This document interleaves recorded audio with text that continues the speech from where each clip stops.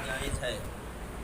یعنی ویسے ہی کبوتر پال رہا ہے تو کوئی حرج نہیں ہے، جیسے اور جانور پال سکتے ہیں ویسے ہی کبوتر بھی پال سکتے ہیں، لیکن اڑانے کے لیے کبوتر بازی کرنے کے لیے پالنا تو یہ ناجائز ہے۔ یہ بھی ایک قسم کا لہو ہے۔ اور اگر کبوتر اڑانے کے لیے چھت پر چڑھتا ہے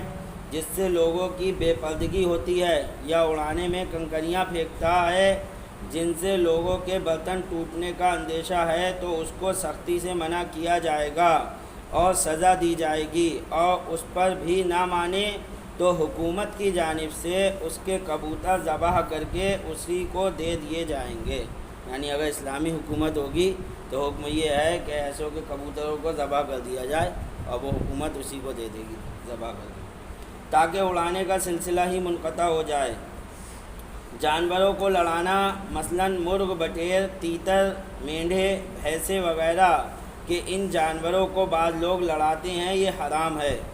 اور اس میں شرکت کرنا یا اس کا تماشا دیکھنا بھی ناجائز ہے۔ کھڑے ہو کر لوگ بہت سے تماشا ہی دیکھتے ہیں، مرغوں کو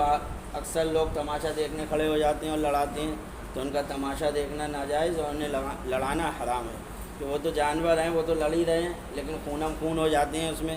کتنا اس کا گناہ کس کے اوپر پڑے گا۔ کشتی لڑنا اگر لہو لعب کے طور پر نہ ہو،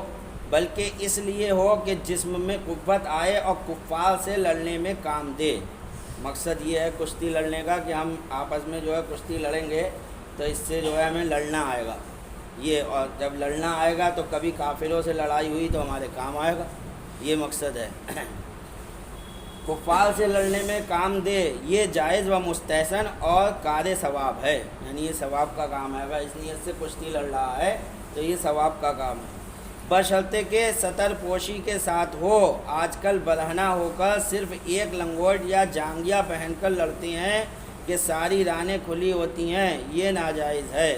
حضور اقدس صلی اللہ تعالیٰ علیہ وسلم نے رکانہ سے کشتی لڑی اور 3 مرتبہ پچھاڑا، کیونکہ رکانہ نے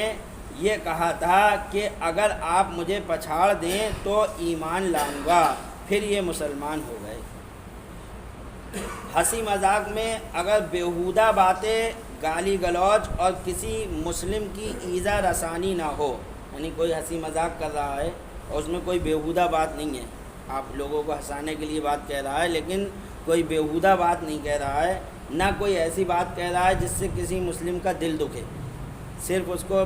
ہنسانا مقصد ہے لوگوں کو، نہ کسی کا دل دکھانا، نہ گالی گلوچ، نہ کوئی اور بیہودہ بات کہہ رہا ہے۔ تو کہنا ہے ہنسی مذاق میں اگر بیہودہ باتیں، گالی گلوچ اور کسی مسلم کی ایذا رسانی نہ ہو، محض پر لطف اور دل خوش کن باتیں ہوں جن سے اہل مجلس کو ہنسی آئے اور خوش ہوں، اس میں حرج نہیں ہے۔